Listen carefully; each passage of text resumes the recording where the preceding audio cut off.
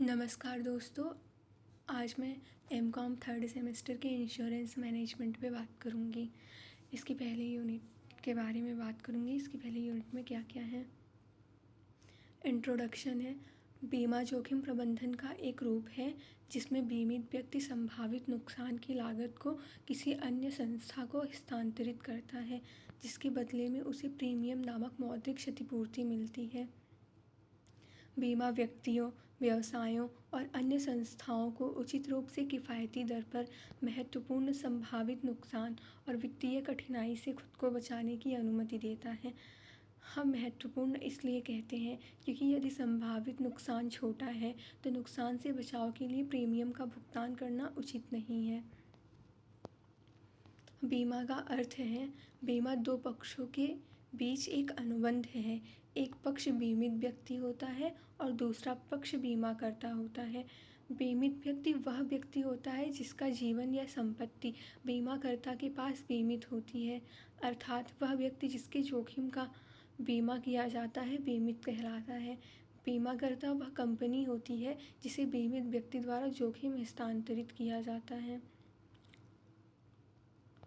बीमा में प्रयुक्त शब्द बीमित वह पक्ष या व्यक्ति जो किसी निर्दिष्ट कार्य के विरुद्ध सुरक्षा चाहता है और निर्दिष्ट घटना के घटित होने पर बीमाकर्ता से भुगतान प्राप्त करने का हकदार है, बीमित कहलाता है। बीमित व्यक्ति सामान्यतः बीमा पॉलिसी धारक होता है। बीमाकर्ता वह पक्ष जो किसी आकस्मिक घटना के घटित होने पर बीमित व्यक्ति को क्षतिपूर्ति देने का वचन देता है, उसे बीमाकर्ता कहते हैं। बीमाकर्ता एक कंपनी होती है। लाभार्थी वह व्यक्ति या पक्ष जिसे पॉलिसी की राशि मृत्यु या किसी आकस्मिक घटना के घटित होने की स्थिति में भुगतान की जाएगी, लाभार्थी कहलाता है। जैसे कि कोई व्यक्ति है, उसकी मृत्यु हो गई तो उसका बीमा उसके किसी जो उससे रिलेटेड होंगे उनको मिलता है, उसी को लाभार्थी कहते हैं। अनुबंध दो या दो से अधिक पक्षों के बीच कानूनी रूप से बाध्यकारी समझौते को अनुबंध कहते हैं। प्रीमियम बीमा अनुबंध के बदले में बीमित व्यक्ति द्वारा बीमाकर्ता को भुगतान की जाने वाली राशि को प्रीमियम कहते हैं। इसका भुगतान मासिक, त्रैमासिक, अर्धवार्षिक, वार्षिक या सहमति के अनुसार किया जाता है। यह बीमा पॉलिसी की कीमत है।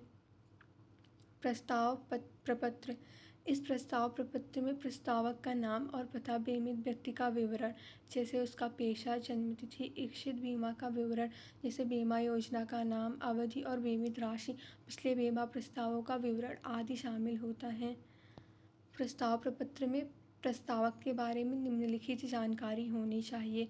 फर्स्ट है प्रस्तावक का पूरा नाम, पता, जन्म स्थान, जन्मतिथि और आय, वर्तमान व्यवसाय, कार्य की प्रकृति आदि का पूरा विवरण, बीमा का प्रकार, पॉलिसी, अवधि और बीमित राशि का पूरा विवरण, प्रीमियम भुगतान विधि, त्रैमासिक, मासिक, अर्धवार्षिक या वार्षिक।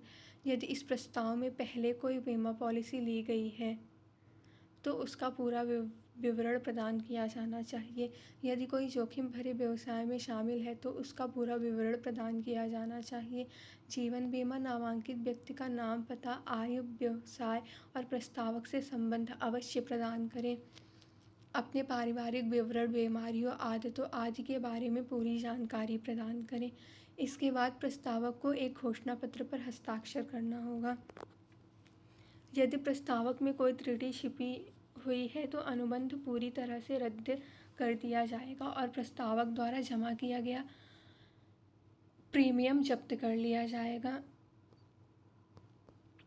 घोषणा पत्र प्रस्ताव पत्र में मुद्रित होता है। अब हम बात करेंगे पॉलिसी के घटक के बारे में, जिसमें पहला है हेडिंग्स, दूसरा है प्रीएम्बल, तीसरा है शेड्यूल, चौथा है इंश्योरेंस क्लॉज, पांचवा है एक्सक्लूडेड पेरिल्स, छठा है अनइंश्योरेबल पेरिल्स। पॉलिसी की शर्तें। बीमा पॉलिसियों में कुछ नियम या शर्तें होती हैं जिनका पालन बीमा कंपनी को पॉलिसी धारक दोनों को करना होता है। ये शर्तें मुख्यतः दो प्रकार की होती हैं, स्पष्ट शर्तें और निहित शर्तें। स्पष्ट शर्तें हैं ये वे शर्तें होती हैं जो पॉलिसी दस्तावेज में स्पष्ट रूप से लिखी होती हैं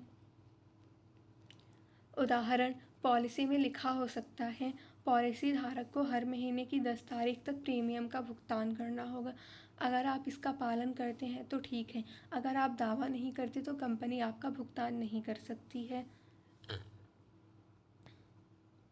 निहित शर्तें। ये शर्तें पॉलिसी में लिखी नहीं होती है, लेकिन इन्हें पॉलिसी का हिस्सा समझा जाता है। ये बुनियादी अपेक्षाएं हैं जो किसी भी बीमा अनुबंध के साथ की जाती हैं। मतलब ये जो शर्तें हैं, निहित शर्तें, ये अंडरस्टूड होती हैं कि ये हमें करना ही है। जैसे उदाहरण के लिए, पॉलिसी खरीदते समय आपको अपनी उम्र, स्वास्थ्य स्थिति आदि के बारे में सच बोलना होगा। जैसे भले ही पॉलिसी में यह बात मोटे अक्षरों में ना लिखी हो, लेकिन यह समझ में आता है, ईमानदार होना अच्छा है। गलत जानकारी देने से बीमा रद्द किया जा सकता है। बीमा के घटक हैं। बीमा एक ऐसा अनुबंध है जिसमें बीमाकर्ता बीमा धारक को किसी निश्चित प्रीमियम के बदले भविष्य की संभावित हानि से सुरक्षा देने का दावा करता है। बीमा पॉलिसी को समझने के लिए मुख्य घटकों को जानना आवश्यक है। ये जो ऊपर घटक लिखे थे ये वही है। शीर्षक के अंतर्गत नाम तथा बीमा का नाम सर्वप्रथम होता है। इसमें बीमाकर्ता का नाम तथा पता और कंपनी का लोगो होता है। दूसरा है प्रस्तावना। इसमें यह बताया जाता है कि बीमा अनुबंध किस उद्देश्य से और किन शर्तों पर किया गया है। इसमें बीमाकर्ता और बीमा धारक दोनों का उल्लेख होता है। IRDA insurance regulatory and development authority के अनुसार जारी किए गए विनियमों में यह प्रावधान है कि पॉलिसी धारक को यह विकल्प प्राप्त होता है कि वह पॉलिसी जारी होने के 15 दिनों के भीतर अनुबंध से बाहर निकल सकता है। मुख्य बातें हैं इसकी। बीमा की प्रकृति, बीमा धारक व बीमाकर्ता का नाम और पता, अनुबंध की अवधि, बीमित राशि, बीमा का उद्देश्य, पॉलिसी अनुसूची। यह पॉलिसी का सबसे महत्वपूर्ण भाग होता है। इसमें बीमा से जुड़ी सभी विवरणात्मक जानकारी लिखी होती है। इसमें बिंदु शामिल है: पॉलिसी नंबर, बीमा धारक का नाम और पता, बीमित वस्तु या व्यक्ति का विवरण, बीमित राशि, बीमा अवधि, प्रीमियम की राशि व देय तिथि, बीमाकर्ता की मुहर और हस्ताक्षर। इसे बीमा अनुबंध का हृदय कहा जाता है। फोर्थ है बीमा वाक्य। इन्हें शर्तें कहा जाता है। ये बीमा पॉलिसी के नियम और शर्तें होते हैं। ये बताते हैं कि बीमाकर्ता कब जिम्मेदार होगा और कब नहीं। मुख्य प्रकार के क्लॉज है। फर्स्ट है कवरेज क्लॉज। इसमें कौन कौन सी हानियाँ कवर होंगी ये बताया जाता है। एक्सक्लूज़न क्लॉज, कौन कौन सी परिस्थितियाँ बीमा के अंतर्गत नहीं आएंगी, ये चीज़ें इसमें दी गई होती हैं। रिन्यूअल क्लॉज, पॉलिसी को दोबारा नवीनीकृत करने की शर्तें। क्लेम क्लॉज, हानि होने पर दावा करने की प्रक्रिया।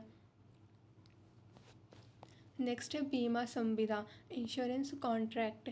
यह बीमाकर्ता और बीमा धारक के बीच कानूनी समझौता होता है। इसमें दोनों पक्षों के अधिकार और कर्तव्य स्पष्ट होते हैं। बीमा अनुबंध उबेरिमा फाइडेस अर्थात सर्वोच्च सद्भावना पर आधारित होता है। बीमा संविदा की वैधानिक शर्तें। कानूनी रूप से कोई भी बीमा तभी वैध माना जाएगा जब ये शर्तें पूरी हों। पहला है प्रस्ताव और स्वीकृति। बीमा धारक प्रस्ताव करता है और कंपनी स्वीकार करती है। कानूनी उद्देश्य, बीमा का उद्देश्य अवैध नहीं होना चाहिए। बीमाकृत हित, बीमा धारक का बीमित वस्तु या व्यक्ति से आर्थिक हित जुड़ा होना चाहिए। प्रतिफल, बीमा प्रीमियम के रूप में भुगतान किया जाता है। फिफ्थ है सद्भावना, दोनों पक्षों को सच्ची जानकारी देनी होती है। नेक्स्ट है क्षतिपूर्ति का सिद्धांत, बीमा केवल हानि की भरपाई करता है, लाभ नहीं देता। नेक्स्ट है अपवर्जित आपदाएं, यह साधारण पॉलिसी में न शामिल होने वाला जोखिम है जिनमें अनेक जोखिम अपवाद के रूप में या छूट के रूप में मान लिए जाते हैं। इसमें है कलात्मक वस्तुएं, हस्तलिपियाँ, नक्शे, डिज़ाइन, नमूने, प्रतिभूतियाँ, दस्तावेज, मुद्रा चेक, खाता पुस्तकें, अन्य व्यावसायिक पुस्तकें, विस्फोट वस्तुएं। दूसरा है भूकंप, ज्वालामुखी का फटना, तूफान, चक्रवात, वायुमंडलीय दुर्घटना, नागरिक हलचल, क्रांति, राजद्रोह। ऐसी सभी हानि जो निम्न आपदाओं के कारण होती है, अग्निकांड के समय या बाद, चोरी, स्वयं दहन, स्वाभाविक तपन, ये सब अपवर्जित आपदाएं हैं। अनइंश्योरेबल पेरिल्स क्या होती हैं? वे आपदाएं या जोखिम जिन्हें किसी बीमा कंपनी द्वारा बीमा कवरेज के अंतर्गत नहीं लिया जाता, उन्हें अबीमा योग्य आपदाएं कहा जाता है। सरल शब्दों में, ऐसी घटनाएं जिनका अनुमान लगाना या नियंत्रण करना असंभव है और जिनसे हानि बहुत अधिक या निश्चित रूप से होती है, उन पर बीमा नहीं मिलता। जैसे भौतिक संकट। भौतिक संकट से तात्पर्य उन उत्पन्न होने वाली परिस्थितियों से है जो प्रस्तावित जीवन की आयु, स्वास्थ्य, कार्य, रहन सहन, पारिवारिक इतिहास, निवास तथा आदतों आदि से है। इन सब का आकलन करना बीमाकर्ता के लिए आवश्यक हो जाता है, जिससे वह अपने भावी जोखिम का अंदाज़ा लगा सकता है और उसी के अनुसार निर्णय ले सकता है। प्रस्तावक की आदतों का भी प्रभाव जोखिम के संकलन में पड़ सकता है। नैतिक संकट। नैतिक संकट से तात्पर्य उस संकट से है जिसमें प्रस्तावक के व्यक्तिगत गुणों अवगुणों के आधार पर बीमाकर्ता बीमा स्वीकार करने या न करने का निर्णय लेता है। आगे की चीज़ें हम नेक्स्ट क्लास में